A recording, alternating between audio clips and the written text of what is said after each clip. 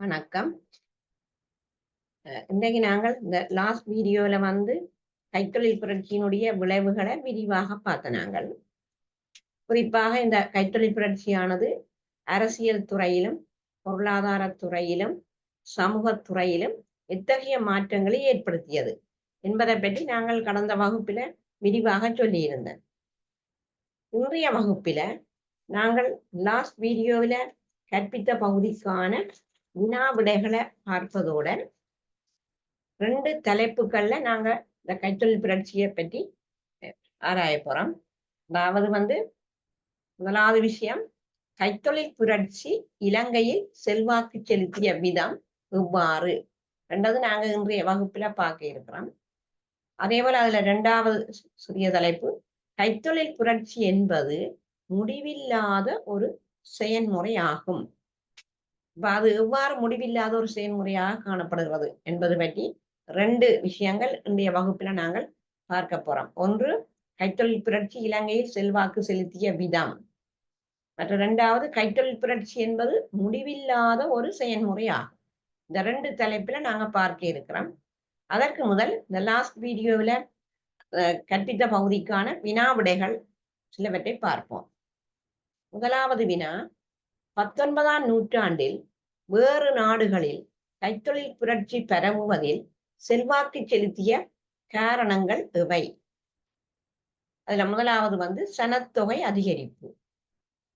2வது விடை, பொருட்களுக்கான கேள்வி அதிகரிப்பு. 3வது காரணம், ஐரோப்பாவில் போக்குவரத்து துறையில் ஏற்பட்ட வளர்ச்சி. 4வது காரணம், பிரான்ஸ், ஜெர்மன் ஆகிய நாடுகளில் நிலக்கரி கண்டுபிடிக்கப்பட்டமை. இப்ப இந்த 4 காரணங்களும் தேனிய நாடுகள்ல கைத்தொழில் புரட்சி பரவுவதில் செல்வாக்கு செலுத்தியுள்ளது.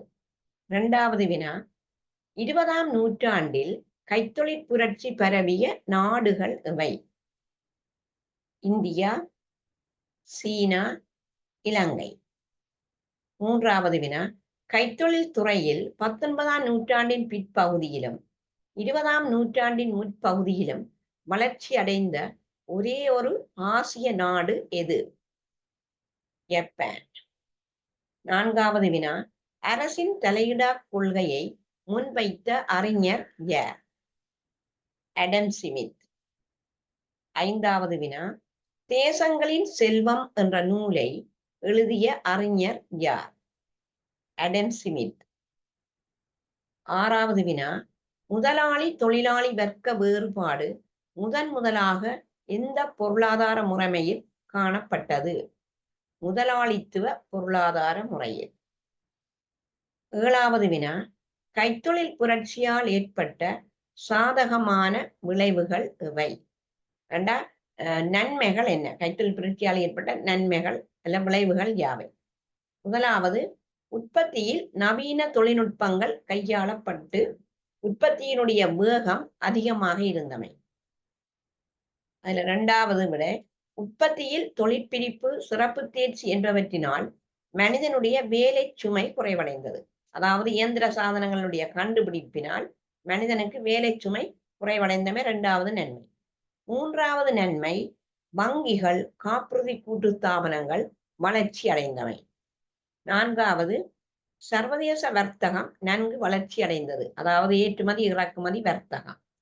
5வது, போக்குவரத்து துறை நவீனமயப்படுத்தப்பட்டது. இது கைத்தொழில் புரட்சியால் ஏற்பட்ட சாதகமான விளைவுகள். 8வது வினா, கைத்தொழில் புரட்சியால் ஏற்பட்ட பாதகமான விளைவுகள் எவை? முதலாவது விளைவு, முதலாளி தொழிலாளி வர்க்க போராட்டங்கள் ஏற்பட்டது. அப்ப இந்த முதலாளி தொழிலாளி வர்க்க போராட்டம் ஏன் ஏற்பட்டன்னு சொன்னால், அதாவது முதலாளி தொழிலாளிக்கு கொடுக்க வேண்டிய உண்மையான சம்பளத்தை கொடுக்காமல் அந்த சம்பளத்தை குறைத்து கொடுத்து மிகுதிய தான் லாபம் என்ற பெயர்ல சுரண்டி கொண்டதாலதான் இந்த முதலாளி தொழிலாளி வர்க்க போராட்டம் ஏற்பட்டது. இது முதலாவது. 2வது, இயந்திரங்கள் அதிக அளவு நேரம் இயங்க மனிதனும் இயங்க வேண்டி இருந்ததால வேலை செய்கிற மனிதர்களுடைய ஓய்வு நேரம் குறைவடைந்தது. இப்ப இது கைத்தொழில் புரட்சியால் ஏற்பட்ட ஒரு பாதகமான விளைவு. அதாவது இயந்திரம் இயங்க மனிதனும் இயங்க வேண்டி இருந்ததால வேலை செய்கிற மனிதனுடைய ஓய்வு நேரம் குறைந்திருக்கின்றது. 3வது, வேலையில்லா பிரச்சனைக்கு வித்திட்டது. காரணம் மனிதர்கள் செய்கின்ற வேலையை இயந்திரங்கள் செய்ததால் வேலையில்லா பிரச்சனை ஏற்பட்டது. அப்ப இது ஒரு தீமையான விடயம். 4வது, சூழல் பெருமளவில் மாசடைந்தது. அதாவது தொழிற்சாலைகள், கைத்தொழிற்சாலைகள்ல இருந்து வெளியேறுகிற புகை இந்த சூழலை மாசடைய செய்கின்றது. இதனால் சுவாசப்பை சம்பந்தமான நோய்கள் ஏற்பட்டதுடன் தொழிற்சாலையில் இருந்து வெளியேறும் கழிவுகளும் ஆறுகள் நீர்நிலைகளை சென்றடைவதால் நீரும் மாசடைந்தது. ஆகவே இது கைத்தொழில் புரட்சியால் ஏற்பட்ட ஒரு பெரிய தீங்கு. சூழல் பெருமளவில மாசடைந்தது என்பதை நாங்கள் இதில் காணக்கூடியதாக இருக்கின்றது.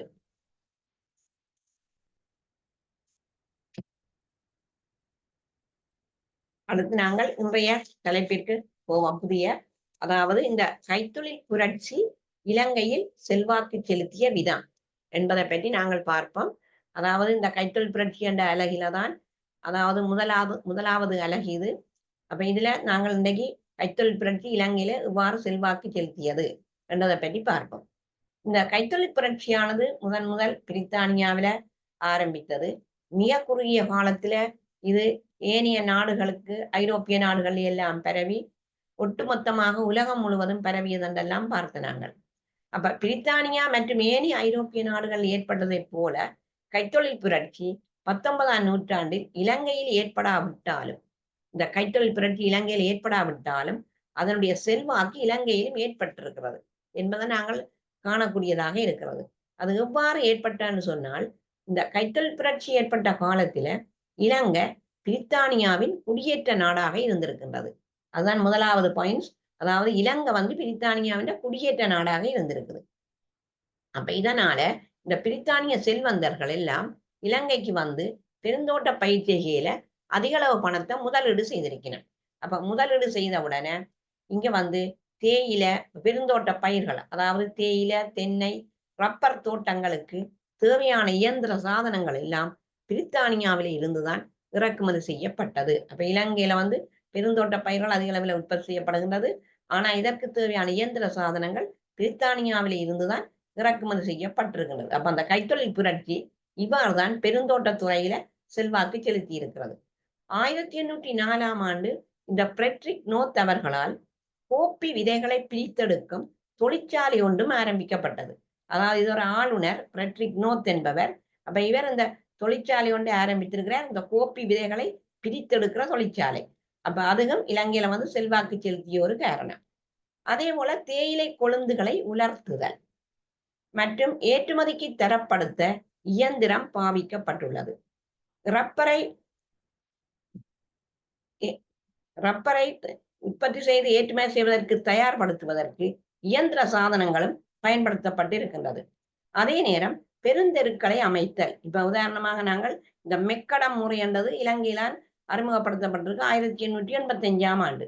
இந்த மெக்கடம் முறை மூலம் பெருந்தெருக்களை அமைக்கிற செயற்பாடு உருவாக்கப்பட்டிருக்குது. அப்ப இந்த இதுவும் கைத்தொழில் புரட்சியால தான் இதுவும் இலங்கையில செல்வாக்கு செலுத்தி இருக்கின்றது. அதே போல இந்த பெருந்தோட்டங்களிலும் தொழிற்சாலைகளிலும் கூலிக்கு வேலை செய்யும் தொழிலாளர் வகுப்பொன்றும் இலங்கையில் தோற்றம் பெற்றது. ஏன்னு சொன்னா பெருந்தோட்டங்கள்ல இப்ப தேயிலை தோட்டம், ரப்பர் தோட்டம், தெங்கு தோட்டங்கள்ல வேலை செய்யறதுக்கு தொழிலாளர்கள் தேவை. அப்ப கூலி வேலை செய்யற ஒரு தொழிலாளர் வகுப்பொண்டு இலங்கையில தோற்றம் பெற்றது. இது முதலாளித்துவ பொருளாதார முறை. இப்படியான ஒரு முதலாளித்துவ பொருளாதார முறை இலங்கையிலும் வளர்ச்சி அடைந்ததுடன் ஏற்றுமதி இறக்குமதி வர்த்தகம் முன்னிலை வகித்தது.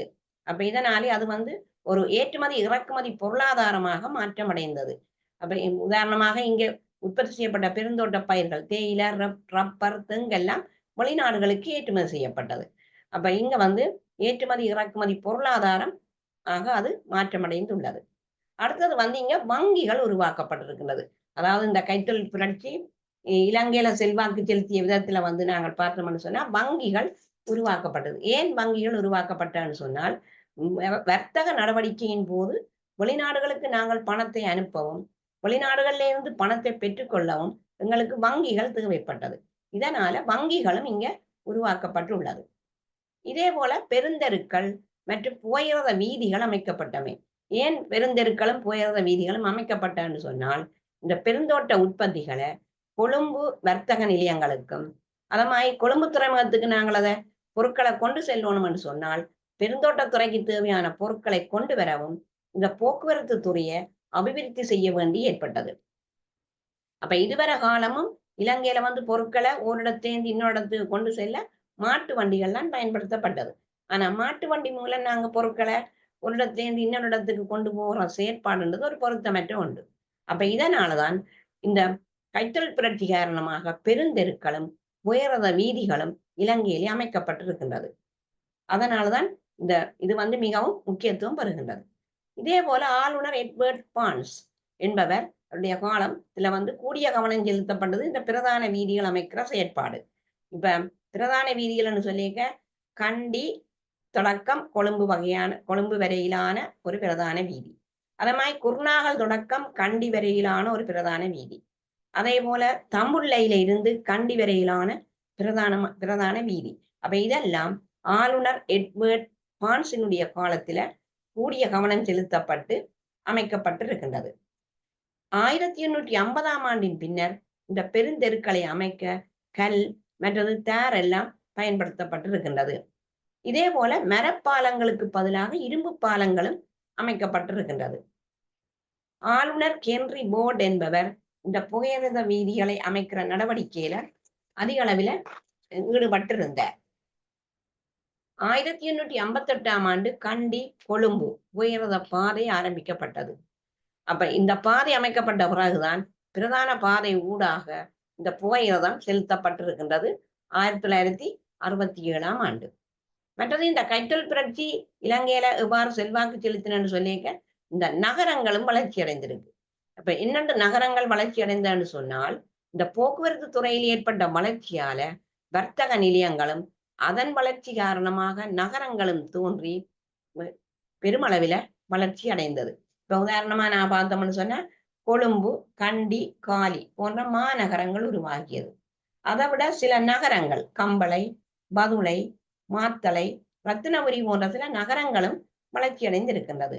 அப்ப இங்க நகரங்கள் வளர்ச்சி அடைந்திருக்கின்ற ஒரு தன்மையை நாங்கள் அவதானிக்க முடிகின்றது.